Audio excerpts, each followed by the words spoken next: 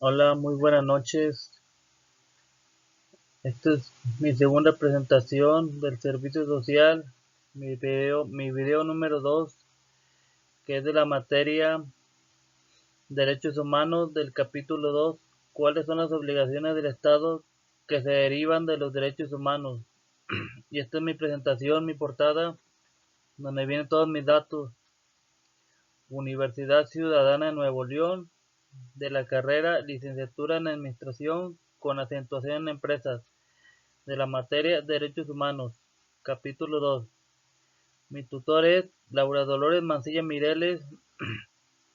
Mi nombre es Gerardo Méndez Díaz, Servicio Social, número de folio 1021, y esta es mi segunda presentación en video en García, Nuevo León. Y en la siguiente presentación tenemos lo que es la introducción del capítulo 2.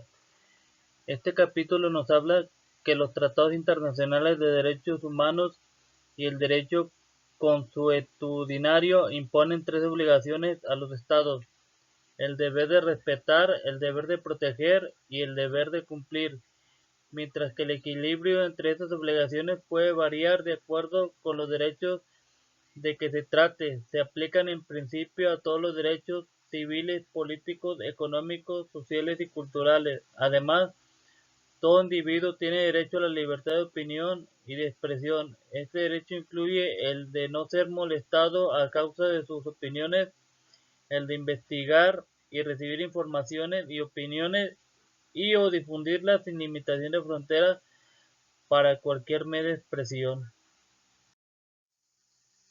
Bueno, y en la siguiente presentación tenemos lo que viene siendo las obligaciones del Estado con respecto a derechos humanos. Y aquí tenemos tres recuadros, lo que viene siendo el de respetar, proteger y garantizar. Respetar, abstenerse de invertir, intervenir en libre ejercicio de los derechos. El de proteger, prevenir que otros interfieran con el ejercicio de derechos. Y el de garantizar, adoptar medidas apropiadas hacia el pleno ejercicio de derechos. Estas son las obligaciones del Estado. ¿Cuáles son las obligaciones del Estado que se derivan de los derechos humanos? En virtud del derecho internacional vigente, los derechos son los principales titulares de deberes que asumen obligaciones en relación con los derechos humanos. Los tratados internacionales de derechos humanos y el derecho consuetudinario imponen tres obligaciones a los Estados: el deber de respetar, el deber de proteger y el deber de cumplir. Además, los Estados tienen el deber de proporcionar reparación en el nivel interno en caso de violaciones de los derechos humanos. Estos derechos se deben cumplir por las mismas autoridades, porque de nada sirve si no se llevan a cabo, como un país donde no importa.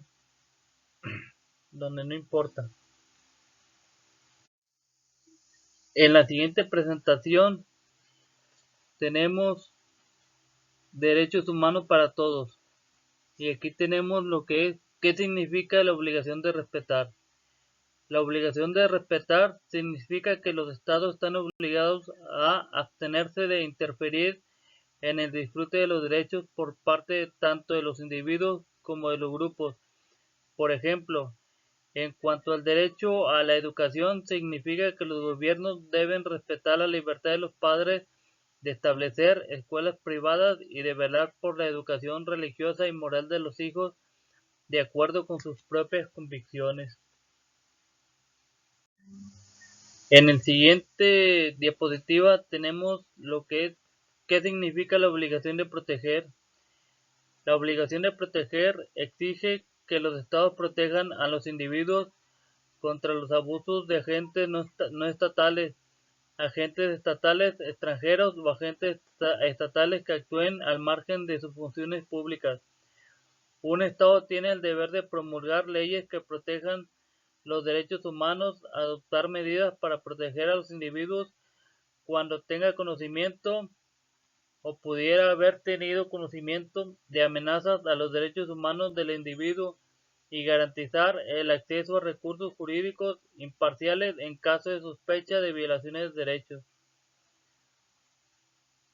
Los estados disfrutan de un margen de discreción en lo que se refiere a la obligación de proteger, por ejemplo, el derecho a la integridad personal y la seguridad obliga a los estados a combatir el fenómeno generalizado de la violencia doméstica contra las mujeres y los niños.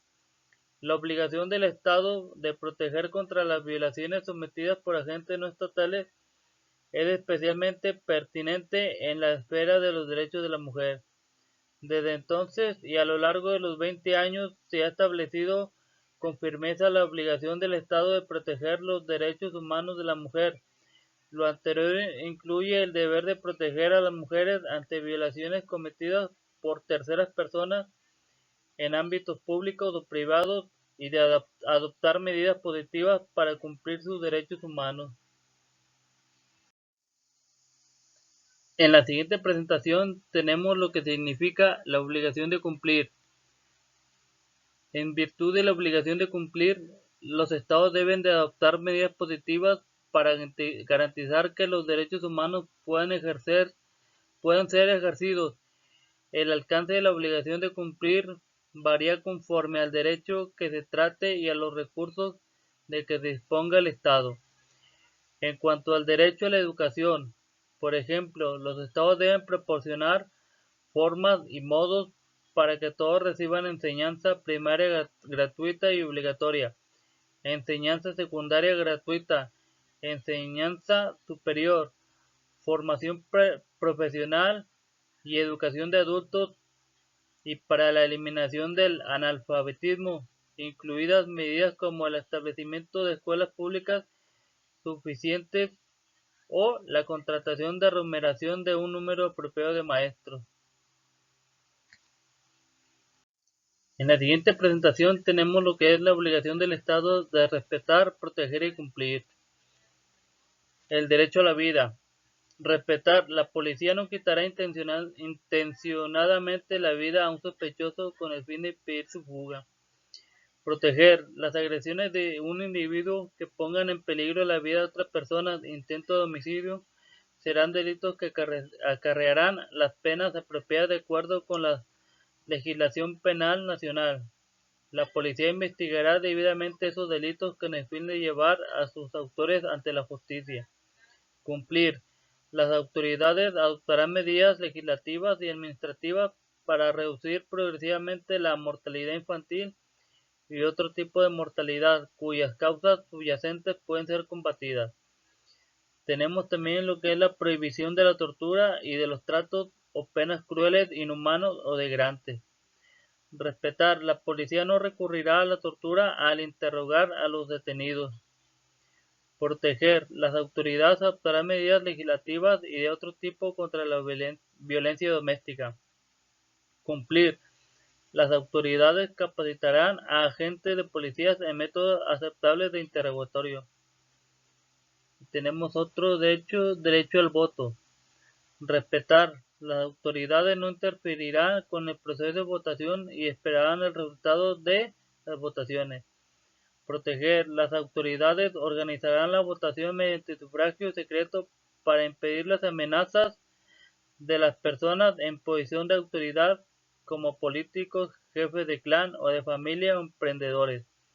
Cumplir. Las autoridades organizarán elecciones libres e imparciales y se asegurarán de que votemos posible de ciudadanos. Y aquí en la siguiente diapositiva tenemos lo que es el principio de la realización progresiva.